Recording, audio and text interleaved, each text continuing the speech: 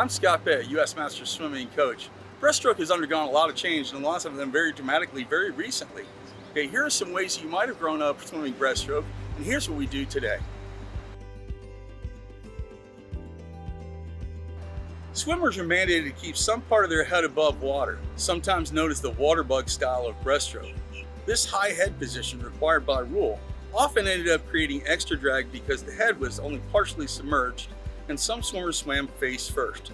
For the pull, the coaches taught what was called the YMCA method, in which the swimmers swept their arms out in front to form a Y, bent their arms at their elbows to pitch down to make an M, and brought their elbows together to form a C, then shot them forward to make an A. Swimmers and coaches are a creative bunch, and experimentation and rule changes followed. Submerging your head is legal now, allowing for a more flowing wave style of breaststroke that has now evolved. This uses the same essential pull of sweeping the hands out and pulling backwards and down to create lift for the upper body, but then shooting forward with a kick into a streamlined position with your head submerging and in line with your spine. The difference maker between then and now is making your arm movements a little less angular. It's more of an elliptical movement with pressure all the way through with your hands sweeping out, and then accelerating them around and down to shoot forward on the kick. Like everything else, it's subtle yet powerful. Undulation creates a wave motion of the breaststroke. Your feet might float to the surface. If they do, just don't do a downward dolphin kick. If you do, you'll get disqualified. Officials are trained to recognize this difference between the feet falling naturally with undulation and a forceful downward kick. To prevent this from happening, keep your core very tight and your hips tucked.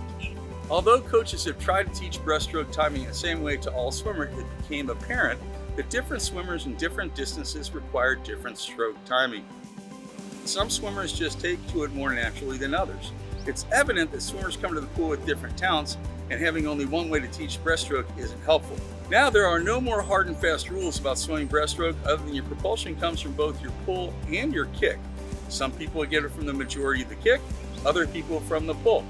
If you're a strong kicker, you might want to shoot forward a little longer on the glide.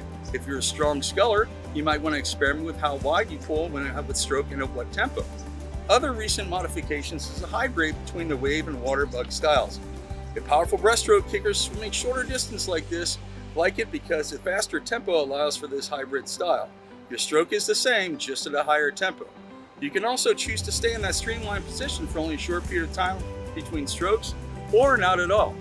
The pullout is a sequence of movements that occur at the start off of each wall. It's the only time in breaststroke in which your arms can move past your hips.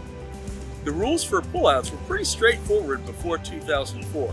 One pull and one breaststroke kick. Until that is, Katsuki Kitajima of Japan added a dolphin kick to his pullout during the 2004 Athens Olympics. Because there were no underwater cameras at the time to help the officials enforce the rule, the benefit of the doubt went to the swimmer. The following year, the swimmer's governing body, FINA, now the World Aquatics, changed the rule to allow one dolphin kick during the pullout. Initially, the dolphin kick could occur only after the pull had been initiated. Most swimmers used the momentum off the wall and the pull as subsequent natural undulation of the body to place this dolphin kick at the end of their pull down, but before the kick. Elite swimmers kept testing the waters and began experimenting with placing the dolphin kick before the pull. And now the rules allow breaststrokers to do one dolphin kick at any point during the pullout prior to the breaststroke kick. You only get one dolphin kick, so make it count by making it big and making it powerful. The moment you push off the wall, you're going to start slowing down. Some swimmers do a big dolphin kick right away before their pull down. Some find it faster to do their pull down first and then do a dolphin kick. And yet some others still add that dolphin kick at the same time as their pull down. If you separate your pull down and your kick, it is important to minimize the pause between movements because they're both propulsive movements. If you choose to do your dolphin kick during the pull down, you'll want to get through the rest of the pull-out phase quickly to prevent a loss of momentum. The key is to practice it and find out which dolphin kick works best for you.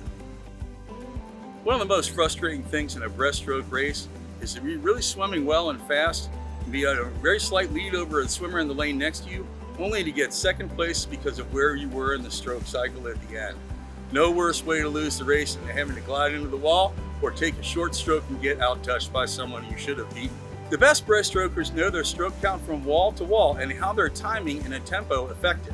You'll most likely swim a different number of strokes on your first length and each subsequent length.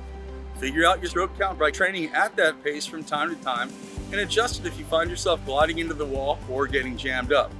Fast and hard finishes also help you avoid getting disqualified from not having both your hands touch at the same time. It's what's called a non-simultaneous touch. Gliding in slower makes it much easier to touch non-simultaneously.